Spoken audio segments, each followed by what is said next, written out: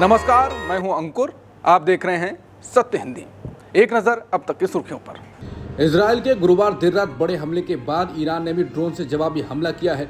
Israeli सेना ने दावा किया है कि उसने पिछले कुछ घंटों में 100 से अधिक ड्रोनों को इंटरसेप्ट किया है। इजरायल के हमले के बाद ईरान की राजधानी तेहरान सहित कई प्रमुख शहरों में जोरदार विस्फोटों की खबरें हैं। कई रिपोर्टों के अनुसार इस हमले में ईरान की इस्लामिक रिवॉल्यूशनरी गार्ड कॉर्प्स के commander in chief major general Hossein Salami की मौत हो गई। हालांकि इस खबर की स्वतंत्र रूप से पुष्टि नहीं हुई है। इजरायल ने इसे प्रीएम्प्टिव का हमला करार दिया है, जिसका मतलब है कि उसको ईरान से हमले का खतरा है और उसके हमले से पहले इजरायल ने सैन्य अभियान शुरू कर दिया है।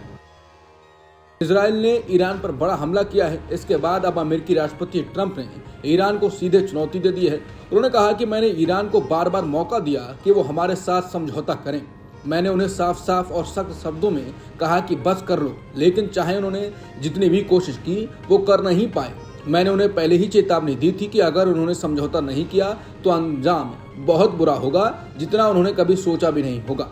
अमेरिका के पास दुनिया का सबसे ताकतवर और घातक हथियार है और इजरायल के पास भी ऐसे ही हथियार हैं और वो उन्हें इस्तेमाल करना जानते हैं। ईरान के कुछ कट्टरपंथी नेता बहादुरी की बातें करते थे, लेकिन उन्हें पता नहीं था कि आगे क्या होने वाला है। अब वो सब मारे जा चुके हैं और हालात और भी बिगड़ेंगे। पहले ही बहुत तबाही हो चुकी है, लेकिन अभी भी वक्त है कि इस खूनी खेल को रोका जा सकता है। अगर ईरान ने अब भी समझौता नहीं किया तो कुछ भी नहीं बचेगा। वो ईरानी साम्राज्य भी नहीं जिसका कभी नाम हुआ करता था। अब और तबाही नहीं चाहिए, बस समझौता कर लो, इससे पहले कि बहुत देर हो जाए। भगवान आप सबका भला करे। जम्मू कश्मीर के मुख्यमंत्री उमर अब्दुल्ला ने ईरान के खिलाफ इजरायल की सैन्य कार्रवाई पर अंतर्राष्ट्रीय समुदाय की चुप्पी की आलोचना की। उन्होंने कहा कि इसका हम पर बहुत असर पड़ेगा। इसका असर हमारी फ्यूल की कीमतों, स्टॉक मार्केट और पश्चिम की ओर जाने वाली उड़ानों पर पड़ेगा, लेकिन इससे भी ज्यादा इसका असर लोगों की भावनाओं पर पड़ेगा।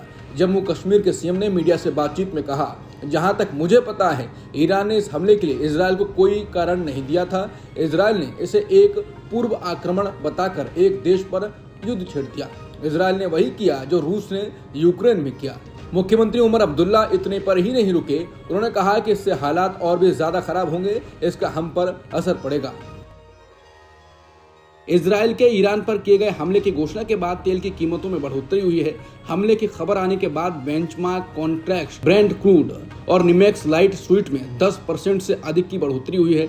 व्यापारियों को चिंता है कि ईरान और इजरायल के बीच संघर्ष से ईरान से तेल की आपूर्ति बाधित हो सकती है। कच्चे तेल कीमत में बढ़ोतरी खाद्य पदार्थों की कीमतों से लेकर कार में ईंधन भरने की लागत सहित हर चीज को प्रभावित करती है। अब व्यापारियों की इस बात पर नजर है कि आने वाले दिनों में ईरान जवाबी कार्रवाई करता है या नहीं। भारतीय शेयर बाजार में आज बड़ी गिरावट दर्ज की गई। इजरायल के ईरान पर अटैक, वैश्विक अस्थिरता और महंगाई के चलते दोनों प्रमुख सूचकांक लाल रंग के निशान पर बंद हुए। बाजार बंद होने के समय सेंसेक्स 573 अंक की गिरावट लेकर 81,118 पर बंद हुआ। इसी तरह निफ्टी भी गिरावट के साथ 24,718 पर क्लोज हुआ। इजरायल ने हाल ही में ईरान की परमाणु साइट्स पर हमला किया, जिससे तेहरान को बड़ा नुकसान हुआ। अब विश्लेषक कह रहे हैं कि इससे अमेरिका को कई फायदे मिल रहे हैं। अमेरिका पहले से ही ईरान के परमाणु कार्यक्रम को खतरा मानता था। CNN की रिपोर्ट बताती है कि अमेरिका को इस हमले की जानकारी थी, लेकिन उसने कुछ नहीं किया, यानी मौन समर्थन दिया। इस हमले से अमेरिका पर कोई सीधा आरोप नहीं लगेगा, लेकिन ईरान कमजोर जरूर हो जाएगा। तेल की कीमतें बढ़ गई हैं, जिससे अमेरिकी तेल कंपनियों को मोटा फायदा होगा। ईरान, चीन और रूस मिलकर अमेरिका के खिलाफ रणनीति बना रहे थे। इस हमले ने उनकी योजना को झटका दिया है। सऊदी अरब जैसे देश अब और अमेरिका के करीब आ सकते हैं, लेकिन खतरा बना हुआ है। अगर ईरान पलटवार करता है तो हालात और बिगड़ सकते हैं। इसका असर तेल के दाम और दुनिया की अर्थव्यवस्था पर भी पड़ेगा। ईरान रिवॉल्यूशनरी गार्ड के चीफ हुसैन सलामी की इजरायली हमले में मौत के बाद कुद्स फोर्स के पूर्व प्रमुख जनरल वाहिदी को नया कमांडर इन चीफ नियुक्त किया गया है। इसके साथ ही जनरल वाहिदी ने हमले के जवाब देने का आदेश जारी कर दिया है। ईरान रिवॉल्यूशनरी गार्ड के एक्स हैंडल पर इसकी जानकारी दी गई है। ईरानी सरकारी मीडिया के अनुसार इजरायल के हमले में अब तक 5 लोगों के मारे जाने की पुष्टि हुई है। इसमें ईरान रिवॉल्यूशनरी गार्ड के कमांडर इन चीफ हुसैन सलामी, खतम अल अंबिया केंद्रीय मुख्यालय के कमांडर घोलमाली रशीद और chief of staff Mohammad Bagheri शामिल हैं।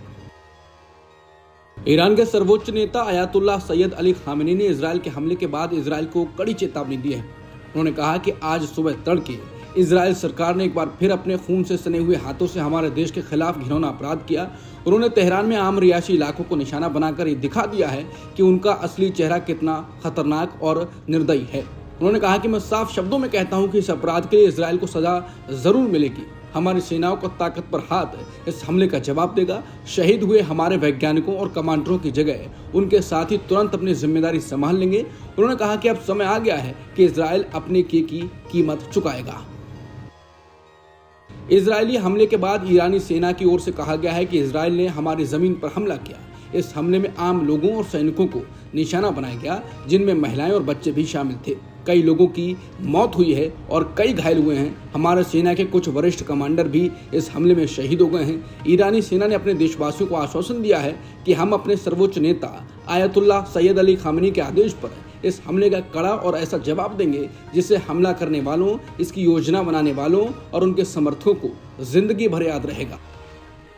इजरायल ने ईरान पर हमला कर दिया है। इजरायली सेना ने ईरान की राजधानी तेहरान में बमों से हमला किया है। इसके अलावा इजरायल ने ईरानी आर्मी के ठिकानों और उसने न्यूक्लियर ठिकानों पर भी हमला किया है। इजरायल ने शुक्रवार सुबह कहा कि उसने ईरान पर हमला किया है। ईरानी मीडिया ने बताया कि तेहरान में विस्फोटों की आवाज़ सुनी गई। इजरायल के एक सैन्य अधिकारी ने कहा कि इजरायल दर्जनों परमाणु और सैन्य टारगेट पर हमला कर रहा है। इजरायल ने ईरान पर हमला किया। इजरायल के रक्षा मंत्री इजराइल कात्ज ने इसकी पुष्टि की है। जवाबी हमले की आशंका को देखते हुए इजरायल में आपातकाल भी लागू कर दिया गया है। आपातकाल की घोषणा करते हुए कात्ज ने कहा कि ईरान पर इजरायल के हमले के बाद हमारी आबादी पर मिसाइल या फिर ड्रोन हमले की आशंका है। ऐसे में आवश्यक क्षेत्रों को छोड़कर शैक्षणिक गतिविधियों, समारोहों और कार्यस्थलों पर प्रतिबंध लगा दिया गया है। एक इजरायली सैन्य अधिकारी ने बताया है कि कई हमले किए गए हैं। ये हमले ईरान के परमाणु कार्यक्रम और अन्य सैन्य ठिकानों के खिलाफ हैं। थाईलैंड में एयर इंडिया के विमान की इमरजेंसी लैंडिंग हुई है। न्यूज एजेंसी रॉयटर्स ने एयरपोर्ट के अफसरों के हवाले से बताया है कि यह फ्लाइट थाईलैंड के फुकेट से दिल्ली आ रही थी और इसी दौरान विमान में बम होने की धमकी मिली थी। इसके बाद थाईलैंड में इसकी इमरजेंसी लैंडिंग करानी पड़ी। विमान में 156 यात्री सवार थे। अहमदाबाद में प्लेन क्रैश में घायलों से मिलने के बाद पीएम मोदी ने पोस्ट किया है। उन्होंने कहा है कि पीड़ा शब्दों में बयान नहीं कर सकते। उन्होंने कहा कि अहमदाबाद में दुर्घटना स्थल का आज दौरा किया। तबाही का दृश्य दुखद है। घटना के बाद अथक परिश्रम कर रहे अधिकारियों और टीमों से मुलाकात की। हमारी संवेदनाएं उन लोगों के साथ हैं जिन्होंने इस अकल्पनीय त्रासदी में अपने प्रियजनों को खो दिया है। पीएम मोदी ने कहा कि अहमदाबाद में हुए हवाई हादसे से हम सभी स्तब्ध हैं। इतने अचानक और हृदय विदारक तरीके से इतने लोगों की जान चली गई, ये शब्दों से परे है। सभी शोक संतप्त परिवारों के प्रति मेरी संवेदनाएं। हम उनका दर्द समझते हैं और ये भी जानते हैं कि उनके पीछे जो खालीपन रह गया है वो आने वाले वर्षों तक महसूस किया जाएगा। विदेश सचिव विक्रम मिस्री ने चीन के उप विदेश मंत्री सन वेईदोंग से मुलाकात की। विदेश सचिव ने इस वर्ष कैलाश मानसरोवर यात्रा को फिर से शुरू करने के लिए चीनी पक्ष के सहयोग की सराहना की।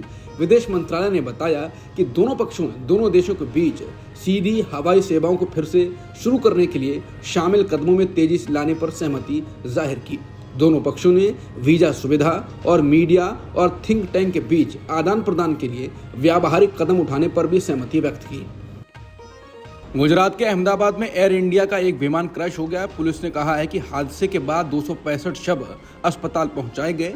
विमान में 230 यात्री व चालक दल के 12 मेंबर सहित कुल 242 लोग सवार थे। विमान एक मेडिकल कॉलेज के हॉस्टल व मेस पर गिरा और वहां भी कई लोगों के मारे जाने की खबर है। विमान के एक सर्वाइवर के अस्पताल में भर्ती होने की पुष्टि हुई है। अहमदाबाद के पुलिस आयुक्त GS मलिक ने ANI से कहा कि पुलिस को विमान के सीट नंबर 11A का एक सर्वाइवर मिला है और उन्हें भर्ती किया गया है। उन्होंने कहा कि मृतकों की संख्या के बारे में वो कुछ नहीं कह सकते हैं। सोशल मीडिया पर एक वीडियो में उस सर्वाइवर को हादसे की जगह से पैदल चलकर एम्बुलेंस की ओर जाते हुए देखा जा सकता है। एयर इंडिया ने भी देर रात को पुष्टि की कि विमान में सवार 242 में से 241 लोगों की मौत हो गई है और एक यात्री बच पाए हैं। अब तक की खबरों में इतना ही। बाकी खबरों के लिए बने रहिए सत्यहिंदी.com के साथ।